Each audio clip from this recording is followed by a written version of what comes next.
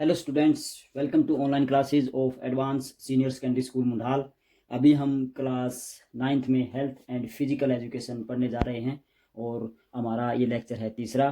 पिछले लेक्चर में हमने स्वास्थ्य शिक्षा के उद्देश्य पढ़े थे, अर्थात हम किन उद्देश्यों की प्राप्ति, किन लक्ष्यों की प्राप्ति के लिए स्वास्थ्य शिक्षा ग्रहण करते हैं। आज हम सिद्धांत पढ़ेंगे। सिद्धांतों का अर्थ है नियमों से, अर्थात हम उन लक्ष्यों को प्राप्त करने के लिए स्वास्थ्य शिक्षा के अंतर्गत किन नियमों का पालन करते हैं, उन नियमों पर चलकर, उन सिद्धांतों पर चलकर, सिद्धांत और नियम एक ही बात होती है, तो उन पर चलकर हम स्वास्थ्य शिक्षा को एक पूर्ण आयाम में लोगों तक, लोगों की पहुंच तक पहुंचा सकते हैं। तो स्वास्थ्य शिक्षा के सिद्धांत आज हम पढ़ेंगे। तो जो हमारा पहला सिद्धांत है, जो पहला नियम है स्वास्थ्य शिक्षा का, वो है कि इसको शिक्षा का ही एक अभिन्न अंग माना जाता है। तो शिक्षा का ही अभिन्न अंग। तो स्वास्थ्य शिक्षा शिक्षा के साथ साथ बच्चों को स्कूलों में देनी चाहिए। तो यह एक शिक्षा का अभिन्न अंग है। अगर हम इसके साथ जुड़कर इसको आगे बढ़ाएंगे तो यह ज़्यादा कारगर होगी। आगे है, स्वास्थ्य शिक्षा का जो क्षेत्र है वो बहुत ही बड़ा है, व्यापक है, व्यापक क्षेत्र। तो हमें इस क्षेत्र में अलग अलग लोगों की, अलग अलग अधिकारियों की ड्यूटी लगानी चाहिए ताकि वो स्वास्थ्य जो शिक्षा है वो लोगों तक आसानी से पहुंच सके। नंबर 3 पर है हमारा, जो भी स्वास्थ्य शिक्षा से रिलेटेड जो हम कार्यक्रम अभियान चलाते हैं वो लोगों के एक मनोरंजन के रूप में और शिक्षा देने वाला होना चाहिए। शिक्षा पर व मनोरंजनात्मक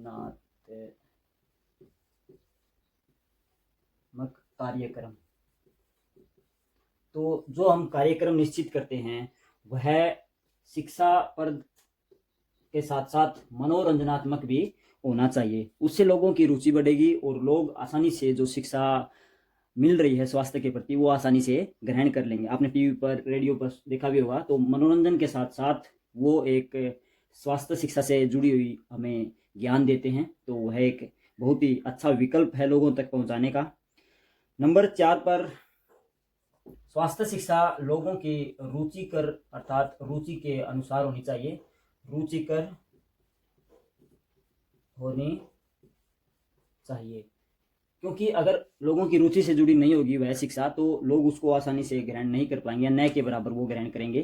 तो लोगों की रुचि से जुड़ी होनी चाहिए कि किस क्षेत्र में कौन लोग क्या कार्य कर रहे हैं, उनको उस क्षेत्र में जो भी रोग होते हैं, जो भी स्वास्थ्य बचाव होते हैं, उनको वो अगर हम ज्ञान देंगे तो वो अच्छे से उनको ग्रहण करेंगे। जैसे हम कोई मिट्टी का कार्य कर रहे हैं तो मिट्टी से रिलेटेड अगर उनको स्वास्थ्य शिक्षा या स्वास्थ्य ज्ञान देना है, या मिट्टी से जुड़ी जो बीमारियां हम उनको बताएंगे तो वो उनको आसानी से ग्रहण करेंगे।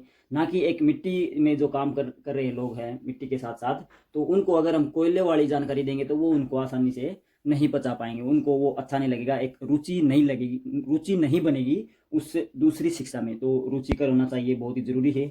नंबर 5, जो हम शिक्षा को बढ़ाने के लिए, स्वास्थ्य शिक्षा को लोगों की पहुंच तक ले जाने के लिए जो हम कार्यक्रम बनाते हैं वो लोगों के आयु, लिंग व वातावरण व परिस्थितियों के अनुसार होना चाहिए। तो मैं यहाँ लिख देता हूं, कार्यक्रम आयु, लिंग, वातावरण के अनुसार होना चाहिए। तो जो भी हम कार्यक्रम बनाते हैं स्वास्थ्य शिक्षा का वो लोगों की आयु से संबंधित होना चाहिए। बच्चों को हम बच्चों वाली आदतें बताएंगे, बुजुर्गों को जो भी स्वास्थ्य लक्षण हैं या उनके जो बीमारियों से दूर करने के जो उपाय हैं वो हम बताएंगे। एक पुरुष और महिला के भी अलग अलग कुछ रोग हो सकते हैं तो वो भी हम उनको अलग अलग शिक्षा देंगे। तो इन कार्यक्रमों के दौरान जब हम इनको अलग अलग आधार पर अलग अलग शिक्षा देंगे तो वो आसानी से उनकी दिमाग में या उनके संदर्भ में वो अधिक लाभकारी होगी। आगे है छठा, आधुनिक बीमारियों की भी जानकारी। जो हम स्वास्थ्य कार्यक्रम निश्चित करते हैं या लोगों को स्वास्थ्य शिक्षा देते हैं तो उसमें आधुनिक बीमारियों का भी समावेश होना चाहिए। तो आधुनिक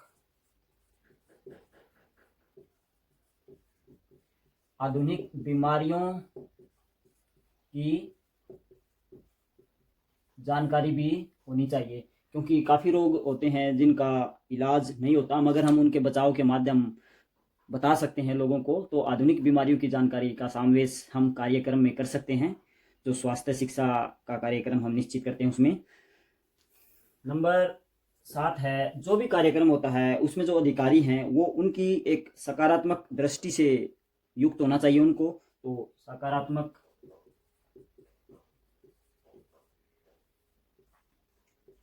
सकारात्मक दृष्टि से युक्त। अगर अधिकारी अपना टोटल पूरा करके चले जाएंगे तो लोगों तक जो स्वास्थ्य का ज्ञान है वो सही तरीके से नहीं पहुंचेगा।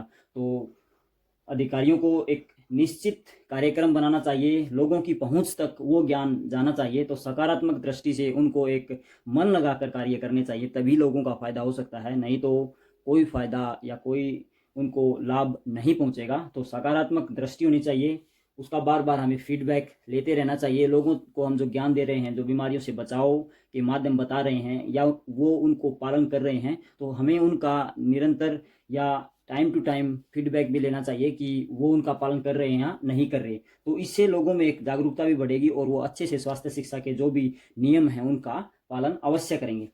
8वां पॉइंट अपना है, जो भी हम कार्यक्रम बनाते हैं या लोगों को ज्ञान देते हैं उसमें हमें काफ़ी सारी जो भी स्रोत हैं उनकी सहायता लेनी चाहिए। तो जो भी स्रोत अच्छा हो स्वास्थ्य शिक्षा का ज्ञान देने के लिए, तो सभी स्रोतों से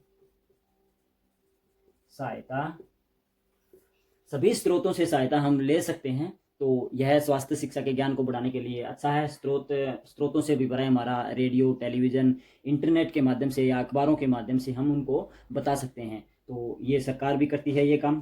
तो आप इनको पढ़कर आसानी से स्वास्थ्य शिक्षा से संबंधित ज्ञान प्राप्त कर सकते हैं। नंबर 9 पर हम लिख रहे हैं, जो भी स्वास्थ्य शिक्षा के ज्ञान है वो पढ़ने लिखने तक ही सीमित नहीं होना चाहिए। तो यह भी एक जरूरी टॉपिक है। तो स्वास्थ्य ज्ञान पढ़ने लिखने तक सीमित नहीं होना चाहिए। तो जो स्वास्थ्य ज्ञान है उसको केवल हम पढ़ने तक या लिखने तक ही सीमित न रखें, उसको जीवन में अपनाएं, तभी उसका फ़ायदा होगा, नहीं तो उसका कोई फ़ायदा नहीं होगा। तो यह भी हमें बताना चाहिए लोगों को, बच्चों को। तो जो भी दिनचर्या में जो हमें नियम हैं वो लागू करने चाहिए।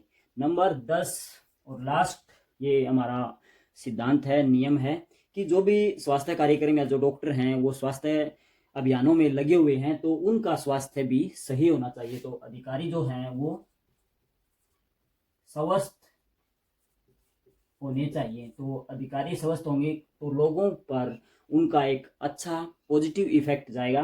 तो स्वस्थ अधिकारी इस काम में लगेंगे तो अच्छा रहेगा, नहीं तो अगर अस्वस्थ अधिकारी लोगों को स्वास्थ्य का ज्ञान देंगे तो वो अटपटा सा लगेगा, क्योंकि उसका खुद का स्वास्थ्य सही नहीं है और वो लोगों को ज्ञान बांट रहा होता है।